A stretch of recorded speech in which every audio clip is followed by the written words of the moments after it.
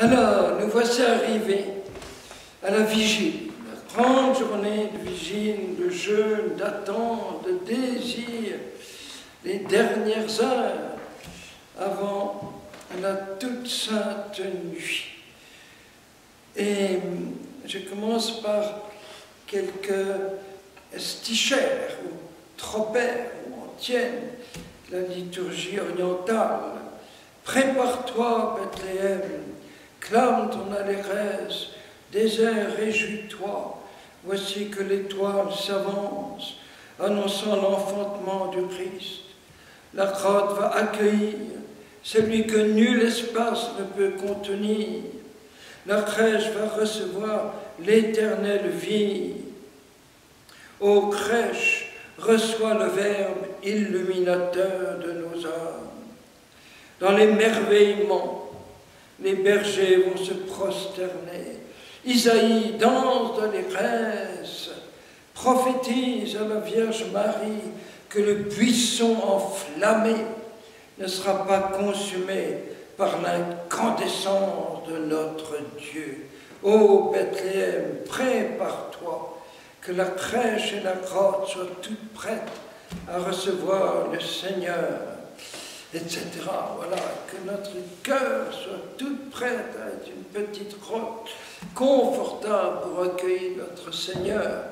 On vient de faire allusion à Isaïe, et dans la liturgie d'Orient, le dernier dimanche d'Avent, où est la vigile, est une vigile spécialement dédiée à tous les ancêtres de Jésus, tous ces noms que nous avons entendus dans sa généalogie, tous les prophètes, tous ceux qui ont préparé son chemin. Et voilà que nous arrivons au bord de cet abîme d'humilité, insondable précipice, que le Créateur lançant toutes les galaxies avec leurs millions de soleils dans l'espace, soit un petit enfant suçant son pouce dans le sein d'une jeune fille, que le déclencheur du Big Bang, adoré par les anges, soit ce petit nourrisson vagissant dans une crèche. On est saisi de vertige. Et en même temps, d'émerveillement, et surtout d'émerveillement. Au lieu d'avoir une crise cardiaque d'amour, il vaut mieux être en extase, être sorti de soi, s'émerveiller comme le petit ravi de la crèche dans la pastorale des santons de Provence. En France, nous avons tout ça dans l'oreille, celui qu'on appelle le ravi, qui n'a aucun cadeau à porter, n'a porté ni fromage, ni petite brebis, ni rien, mais il a ses yeux éblouis. Alors que si souvent nos regards, aujourd'hui même les regards d'enfants, sont souillés, sont comme voilés. Et Noël doit nous rendre ce regard d'enfant. L'émerveillement est la caractéristique première du petit enfant qui découvre ses parents, qui découvre le monde. Et le petit Jésus est émerveillé, lui-même émerveillé par la beauté du visage de sa mère, la beauté de ces braves bergers qui se penchent, qu'il voit par en dessous, très très beau. Et donc nous nous laissons simplement émerveiller toute cette nuit, toute cette journée de Noël. Et dire que au milieu de la nuit, c'est mystérieux qu'ils naissent au milieu de la nuit. Les grands évangiles, les grands événements de l'évangile sont souvent dans la nuit, la transfiguration sur le mont Tabor, la résurrection en pleine nuit, les plus grands événements, la nuit, pour nous prouver qu'aucune nuit ne sera sans aurore, sans aube, et que toute nuit va déboucher sur une aurore. Et Dieu vient de manière tellement vulnérable, pauvre, petite, il a tellement peur de nous faire peur. Dans tant de religion, Dieu fait peur. Tout juste, il ne terrorise pas, sa épouvantable justice implacable, on tremble. Les dieux des païens font peur, comme autrefois l'orage. Et là, qui a peur d'un petit nourrisson? Qui a peur? Même les plus terribles assassins, ils n'osent pas toucher un nourrisson. Ils éclatent en sanglots. Voilà. Et il vient de manière tellement discrète, tellement... Personne ne sait ce qui se passe. Personne, sauf ces quelques bergers. C'est tout, c'est tout. Le monde continue toute sa vie. Il s'infiltre à pas feutrer, j'oserais dire, dans notre humanité. Et quand les bergers arrivent dans la grotte, qu'il doit peut-être chercher longtemps, parce qu'il y a beaucoup de grottes, comme je l'ai dit, dans cette petite région au sud de Bethléem, autour du champ des bergers, de Beit Sahoul, eh bien, l'Évangile dit, il voit Marie et Joseph, il ne voit pas l'enfant, il voit Marie et Joseph, et l'enfant seulement après, probablement en voyant les regards de Marie et de Joseph tournés vers le petit enfant. Et cette grotte, elle devrait être ténébreuse. Eh bien non, elle est éclairée, illuminée par une lumière qui filtre à travers les yeux à moitié fermés du tout petit bébé. Il y a juste une petite fente par laquelle toute la lumière du ciel, pour la première fois, rayonne sur la terre. Et ce sera cette lumière qui va grandir, grandir, grandir, grandir au siècle des siècles. C'est la même lumière de gloire lors du retour en gloire de Jésus. C'est la source, petite source de la lumière. Et dans ce grand silence de la nuit, il y a un verset du livre de la sagesse qui est très beau, qui vient comme antienne le dimanche suivant, alors que la nuit était parvenue au milieu de sa course rapide et que tout l'univers baignait dans le silence. C'est alors que ta parole toute puissante s'est élancée dans ce grand silence. Et imaginez l'émotion du Père, l'émotion des anges, l'émotion de Marie et de Joseph, quand ils entendent ce qu'on appelle techniquement le cri primal, le premier petit cri échappant de ces poumons qui, pour la première fois, respirent l'atmosphère terrestre.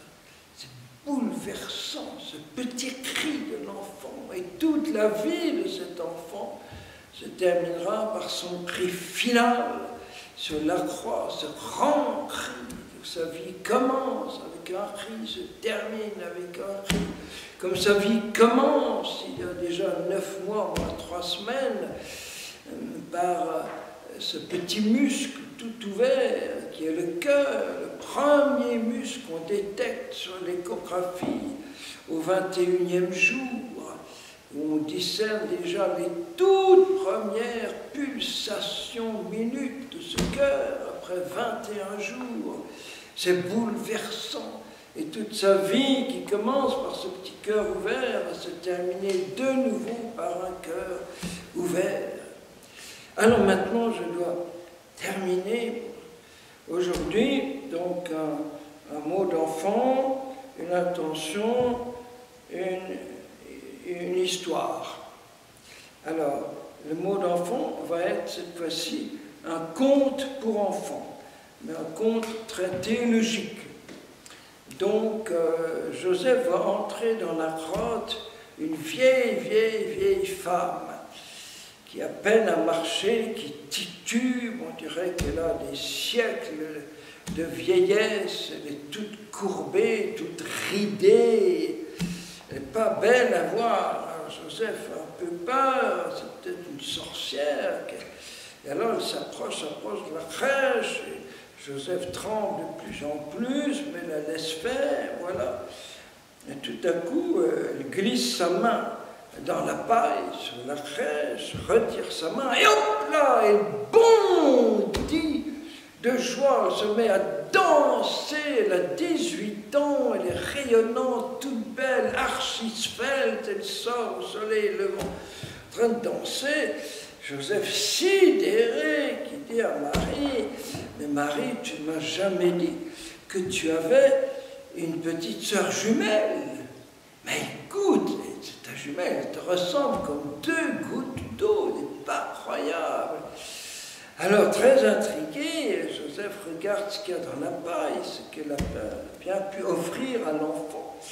Et dans la petite main du bébé, qu'est-ce qu'il voit? Une pomme. Voilà. C'est ce qu'on appelle en termes techniques, théologiques, la rédemption. Ève canonisée, Ève qui rentre dans son éternelle jeunesse de Dieu, qui a donné son péché à Jésus, puis voilà, c'est une très belle histoire racontée aux enfants, très très profonde. L'intention, eh bien sûr, un soir de Noël, c'est toutes les femmes qui vont accoucher cette nuit, et tout spécialement celles qui vont accoucher dans des conditions dramatiques, sans famille, sans toit. Il y en a tellement. Et justement, l'histoire, je vais la raccrocher à cette intention. Eh bien, ça a paru dans le journal il y a quelques jours, donc c'est vraiment l'actualité. Cette femme musulmane dont on a tué le mari, et elle est obligée de quitter le Sénégal parce qu'on risque de la tuer à son tour. Donc elle commence un immense périple jusqu'au Maroc. À Ceuta, elle espère embarquer pour arriver à Gibraltar, et elle se fait rouler comme tant d'autres par un passeur qui lui prend tout son argent et disparaît. Donc il n'y a pas de bateau, impossible de partir. Enfin, grâce à ça, elle évite sûrement un naufrage, parce que le passage est très dangereux entre le Maroc et l'Espagne, comme vous savez. Finalement, elle continue toute seule son périple. Elle a 20 ans, la pauvre petite veuve. Et elle arrive en Algérie. Et en Algérie, là, ça tombe bien, près d'Oran. Elle trouve des Européens qui ont une sorte de yacht tout blanc. Ils sont 2 et ils la prennent sur le bateau. Alors, elle a très peur d'être toute seule avec 2 hommes, et finalement, ils sont très respectueux. Et arrivé à Marseille, ces 2 hommes-là confient un autre Sénégalais, je crois, je ne sais plus, dans un train pour Paris. Voilà. Et puis elle débarque dans la région parisienne, la nuit, dans une gare. Elle ne sait pas où elle est, elle ne sait même pas le nom de l'endroit, elle est complètement perdue, la pauvre, et voilà, cata. Elle se fait agresser, violer par 3 hommes, comme ça, dans la nuit. Et il y a un brave chauffeur de bus, je crois, qui passe et qui croise ses yeux tout en larmes. Il voit cette pauvre femme en train de pleurer et de sangloter. Alors très gentiment, il la prend dans son bus et l'amène dans Paris et la confie à une œuvre sociale. Voilà. Et là, comme on va la mettre dans un petit hôtel dans la banlieue parisienne où elle va accoucher. Voilà. Et ce qu'il y a de très émouvant, c'est que cette femme musulmane, elle rend grâce à Dieu, elle remercie Dieu pour toutes les bonnes occasions où elle a été protégée. Pas toujours, mais tout de même, elle voit le positif, que tout de même elle a pu arriver sans être, voilà, en vivante. Et puis, la journaliste, elle se met à parler de Jésus dans le Coran. Et elle dit, eh bien, Jésus est le fils de Mariam, qui est vierge. Et donc, l'enfant n'a pas de père. Jésus n'a pas de père. Et donc, moi aussi, mon enfant n'a pas de père. Mais c'est l'enfant de Dieu. C'est l'enfant de Dieu. Et elle entend qu'il lui murmure en arabe, c'est très émouvant. J'ai oublié de prendre la phonétique pour prononcer. Tu es un enfant de Dieu. Tu es un enfant de Dieu. Et donc l'intention, c'est toutes ces femmes, rien qu'en l'Île-de-France, rien que ce Noël-ci, 28 500 personnes, dont la moitié sont des femmes seules avec enfants, qui sont hébergées dans ces petits hôtels très inconfortables, où quelquefois il n'y a pas de toilette, sinon au rez-de-chaussée, il y a une douche commune, et elles doivent changer d'hôtel. On ne sait pas pourquoi, tous les 5-6 jours, on les fait déménager. Et voilà, et elles sont 14 000, plus de 14 000 femmes avec enfants. Donc voilà, une intention pour la sainte nuit de Noël. Amen, et on se retrouve dans la nouvelle ère. Une fois que cette nuit, Jésus aura commencé le commencement du monde nouveau.